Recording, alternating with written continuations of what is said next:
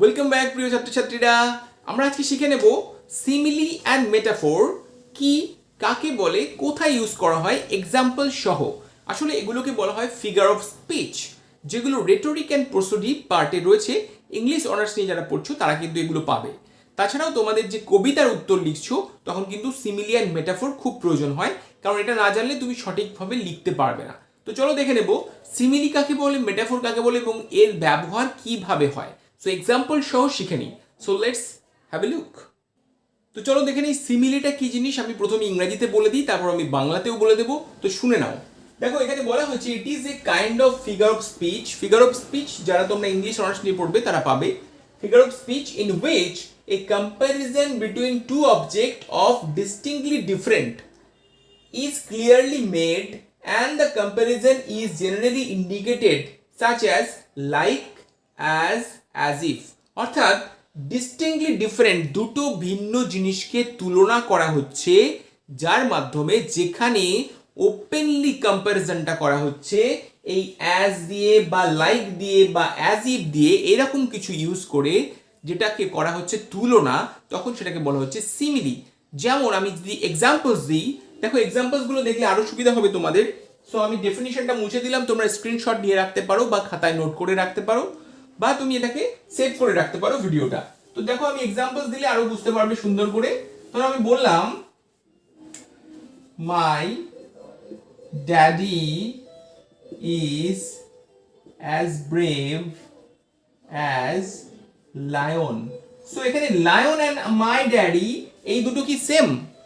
My daddy and lion নিশ্চয়ই same নয়, কিন্তু তুমি তুলনা করেছো অ্যাজ ইউজ করে, তার মানে ওপেনলি কম্প্যারিজন করেছো, কম্পেয়ার করেছো, সেই রকম কম্পেয়ারকে বলা হচ্ছে সিমিলি। যেমন তুমি বললে your beauty is like the beauty of a rose.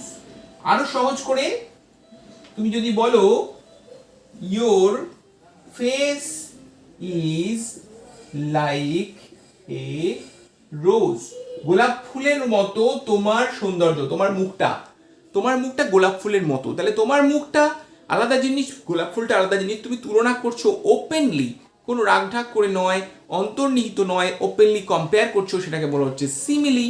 And চলে যাবো আমরা এবার মেটাফোরে। দেখো ডিফারেন্সটা বুঝতে পারো কিনা, এবং অবশ্যই নোট ডাউন করে রাখো। আর বুঝতে পারছো কিনা আমাকে কমেন্ট বক্সে কিন্তু জানাবে। তুমি বুঝতে না পারলে কিন্তু আমাকে আবার বোঝাতে হবে, সুতরাং কমেন্ট বক্সে জানাতে ভুলবে না। তো চলো দেখে নিই মেটাফোর। চলো দেখে নিই এবারে মেটাফোরটা কি জিনিস এবং কি করে আমরা ব্যবহার করতে পারি আমাদের সেন্টেন্সের মধ্যে। সো দেখো মেটাফোর এটাও একটা figure of speech. In this figure of speech based on similarity in which a comparison between two different things has been made in implied manner. This is the most important word, implied manner, without clearly being stated. অর্থাৎ এখানে গোপন ভাবে, implied মানে অন্তর্নিহিত ভাবে কোনো একটা তুলনা করা হচ্ছে দুটো ডিফারেন্ট জিনিসকে। যেমন আমি যদি এক্সাম্পল তোমাকে বলি, এখানে স্পেস রয়েছে, আমি এখানেই লিখছি। ধরো বললাম the Camel is the ship of desert. So এখানে আমি কি বললাম? The camel is the ship of desert. Of the desert বলতে পারো। তাহলে of the desert যদি করি তাহলে কি, যে মরুভূমির জাহাজ বলা হয় উটকে। সো ক্যামেলকে আমি মরুভূমির জাহাজ বলছি, তাহলে জাহাজের সঙ্গে ক্যামেলকে আমি তুলনা করছি, কিন্তু ওটা কি জাহাজ? জাহাজ তো জলে ভাসে, কিন্তু এখানে ক্যামেল কি করছে? ক্যামেল তো বালির উপরে হেঁটে হেঁটে যাচ্ছে, কিন্তু এখানে কম্প্যারিজন অবশ্যই হয়েছে জাহাজের সঙ্গে উটের। সো এখানে শিপের সঙ্গে ক্যামেলের কম্প্যারিজন হয়েছে, কিন্তু সেটা অন্তর্নিহিতভাবে হয়েছে, কারণ ও বিস্তীর্ণ ফাঁকা অঞ্চলে আমাদেরকে বহন করে নিয়ে যায় উট, তেমনই বিস্তীর্ণ একটা সমুদ্রে আমাদেরকে কিন্তু নিয়ে যায় জাহাজ। সো বোথ কম্প্যারিজন এখানে কিন্তু করা হয়েছে। এমন যেমন বলতে পারো যে look at the eye of the heaven. So eye of the heaven কাকে বোঝানো হচ্ছে? বলছে eye of the heaven এর দিকে তাকাও। তাহলে স্বর্গের চোখের দিকে তাকাও। স্বর্গের চোখ কি? আসলে eye of the heaven means the sun.